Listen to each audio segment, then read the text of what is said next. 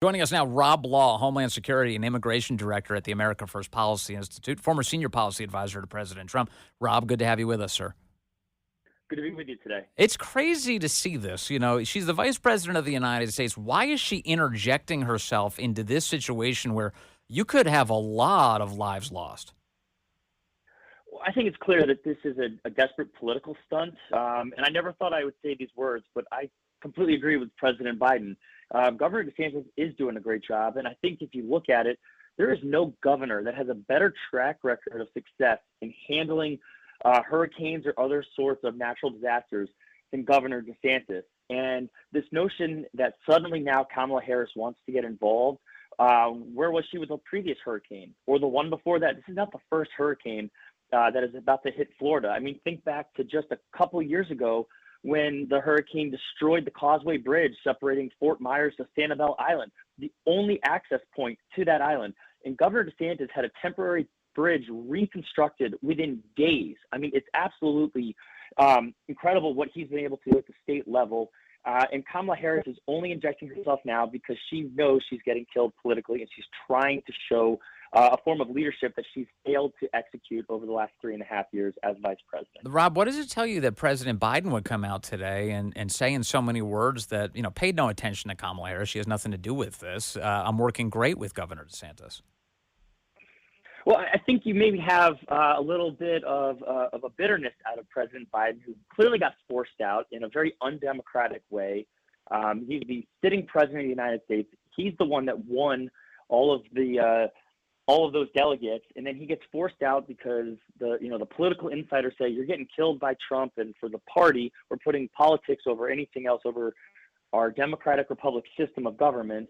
And now all of a sudden you look at those exact same polls, and after a slight little bump at the change of the baton, it looks like President Trump is handily going to beat Kamala Harris as well. And so I think there's a little bit of resentment there, and I want his legacy to be defined by the failure of Kamala Harris. I think that's what you have going on there. Let's talk about FEMA now for a moment, if we can, Rob. I'm concerned about the Biden administration's ability to even respond to Hurricane Milton, given their lackluster response to Hurricane Helene this past week. They were very slow to marshal the resources needed to help Americans in need.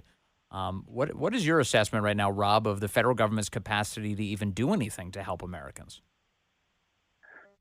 You're concerned, and I'm not exactly sure how FEMA got caught flat-footed on Helene, but it seems like they waited too long to deploy resources to Florida, and Florida, by all accounts, had everything largely under control with just state resources. And by the time they got to Florida, the storm was already past them, so they were behind the line, and that's why you saw the devastation that occurred at such an extraordinary level in Tennessee and in North Carolina. But I think you cannot discount the fact that FEMA has basically been converted from an emergency response entity into essentially an ATM for illegal aliens that the Biden-Harris administration's open border policies have allowed in.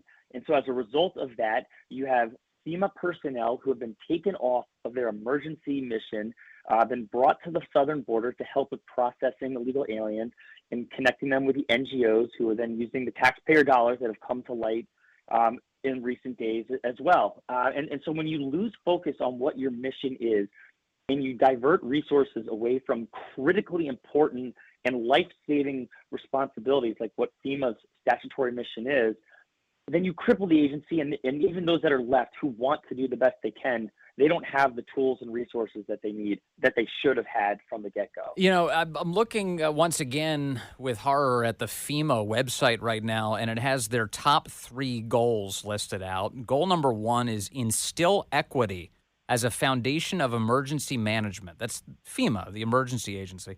Goal number 2, lead whole of community in climate resilience. And then goal number 3 is promote and sustain a ready FEMA and a prepared nation. Don't you think, Rob, that goal 3 should be goal 1? Well, absolutely. And the other 2 really aren't goals. They're just like woke talking points that don't really mean anything other than you're going to take away your mission, and instead you're going to focus on catering to specific populations as opposed to providing emergency care to those who need it, regardless of of their race, their religion, their age, their political creed, etc. And again, you see this throughout the federal government, where these notions of equity have completely captured what it is that they're supposed to be doing, and it's really a disservice to the American people. There's a FEMA official called Maggie Jerry who willingly said that her pronouns are she, her, as if nobody could tell, on a recent video clip that they put together. It was a conference they were doing. And she talked about how FEMA's job should not be to focus on making sure that disaster areas are taken care of, no matter who you are, no matter what your skin color is, but instead should be based on racial prejudice. Take a listen. The shift that we're seeing right now is a shift in emergency management from utilitarian principles, where everything is designed for the greatest good for the greatest amount of people, to disaster equity. But we have to do more, right? It's being so we're shifting from the greatest good for the greatest amount of people to focusing on your skin color when we respond. It's such a vile response. And could you imagine if a Trump administration FEMA official said something along those lines and it was interpreted as, favoring the white community at the expense of minority communities? I mean, that person would be completely canceled from all of society. But apparently it's okay when the left does this. In consideration, you saw this with the loans that they were going to give out to farmers as long as you were not white. And again, you see this across government. And when you operate in this lens, like, we are so far removed from, the edict that Martin Luther King Jr. talked about.